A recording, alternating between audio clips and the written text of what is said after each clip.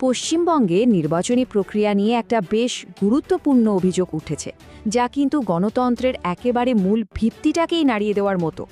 প্রশ্ন উঠছে, প্রযুক্তি কি ভোটারদের অধিকার রক্ষা করছে নাকি কেড়ে নিচ্ছে? চলুন এই বিস্ফোরক বিষয়টা নিয়ে একটু গভীরে গিয়ে আলোচনা করা যাক। না, এটা কিন্তু কোনো সাধারণ অভিযোগ নয়।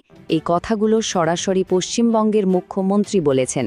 উনি মুখ্য নির্বাচন কমিশনারকে একটা চিঠি লিখে এই বিস্ফোরক দাবিগুলো করেছেন, আর এটাই এখন বিতর্কের একেবারে কেন্দ্রবিন্দুতে। তো অভিযোগটা ঠিক কী? অভিযোগটা হলো নির্বাচন কমিশন নাকি একেবারে বৈধ ভোটারদের নামেই ভোটার তালিকা থেকে বাদ দিয়ে দিচ্ছে। কিন্তু প্রশ্ন হলো, এটা কিভাবে সম্ভব? একবার ভেবে দেখুন তো ব্যাপারটা।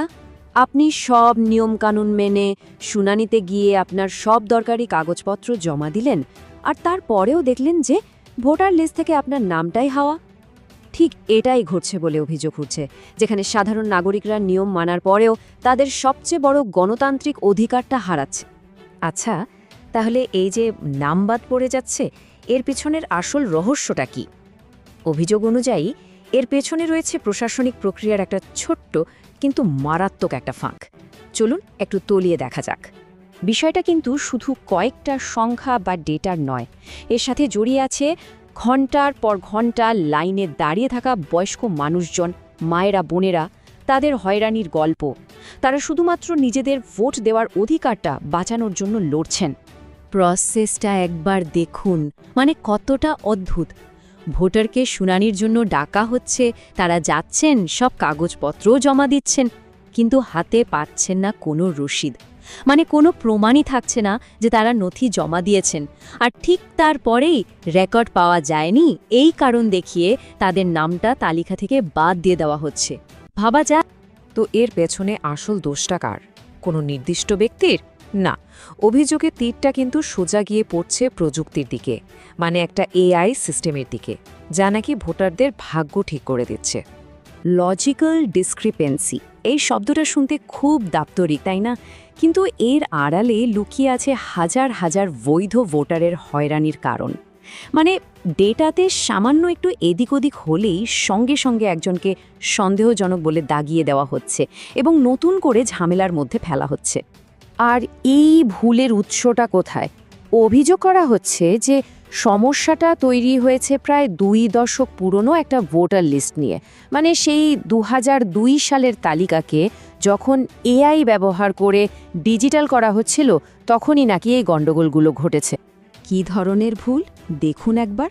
হয়তো নামের বানানে সামান্য একটা ভুল, কিংবা বয়সের হিসেবে একটু গরমিল, অথবা অভিভাবকের নামের সাথে মিলছে না, ব্যাস। এই ছোটোখাটো ভুলের জন্যই কিন্তু একজন পুরনো একেবারে বৈধ ভোটার রাতারাতি সন্দেহজনক লিস্টে চলে যাচ্ছে। এখানে কিন্তু একটা বড় প্রশ্ন উঠে আসছে। এই যে এত কিছু করা হচ্ছে, এ পুরো পুনঃযাচাই বা রিভেরিফিকেশন প্রসেসটা, এটার কি আদৌ কোনো দরকার ছিল, নাকি পুরোটাই একটা অপ্রয়োজনীয় হয়রানি? 23 বছর, হ্যাঁ, এই দীর্ঘ 23 বছর ধরে পশ্চিমবঙ্গে ভোটাররা কিন্তু নিয়ম মেনেই তাদের তথ্য ঠিক করেছেন, আপডেট করেছেন। তাহলে হঠাৎ করে এখন আবার নতুন করে সবকিছু প্রমাণ করার দরকারটা পড়ল কেন? যুক্তিটা কিন্তু খুবই সোজাসাপটা। ধরুন অনেক বছর আগেই আপনার সব তথ্য সংশোধন করা হয়েছে, যা নির্বাচন কমিশন মেনেও নিয়েছে। সেই সংশোধিত তথ্য 2025 সালের ভোটার তালিকাতেও আছে। তারপরেও যদি আবার সেই একই জিনিস প্রমাণ করতে বলা হয়, তাহলে সেটা তো অযৌক্তিকই শোনায়, তাই না? অভিযোগটা ঠিক এটাই। আর ঠিক এই কারণে এই চিঠিটা শেষ হচ্ছে একটা বেশ জোরালো দাবি দিয়ে। দাবিটা হলো, আর দেরি না করে এক্ষুনি হস্তক্ষেপ করতে হবে এবং নাগরিকদের যে সবচেয়ে গুরুত্বপূর্ণ গণতান্ত্রিক অধিকার, মানে ভোটাধিকার, সেটাকে রক্ষা করতে হবে। তাহলে এর সমাধান কি হতে পারে? দেখুন, দাবিগুলো কিন্তু খুব পরিষ্কার। প্রথমত, যা যা নথি জমা দেওয়া হচ্ছে তার জন্য একটা রসিদ দিতে হবে। দ্বিতীয়ত, এআই এর কারণে যে সিস্টেম্যাটিক ভুলগুলো হয়েছে সেগুলোর সমাধান করতে হবে। তৃতীয়ত, গত 23 বছরে যে সংশোধনগুলো করা হয়েছে সেগুলোকে স্বীকৃতি দিতে হবে। আর সবথেকে বড় কথা, নাগরিকদের ভোট দেওয়ার যে মৌলিক অধিকার, সেটাকে সুরক্ষিত রাখতেই হবে। আজকের আলোচনা শেষ করার আগে একটা প্রশ্ন রেখে যেতে চাই।